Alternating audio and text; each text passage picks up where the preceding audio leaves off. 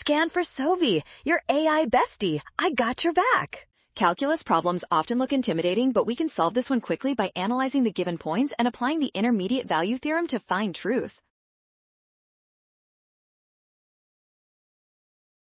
We are given a continuous function with a local maximum at y equals 5 and a local minimum at y equals -2. This tells us the function values at points.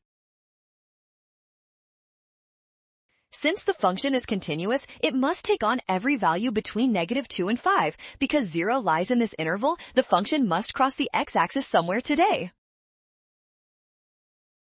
Options A, B, and C are not necessarily true.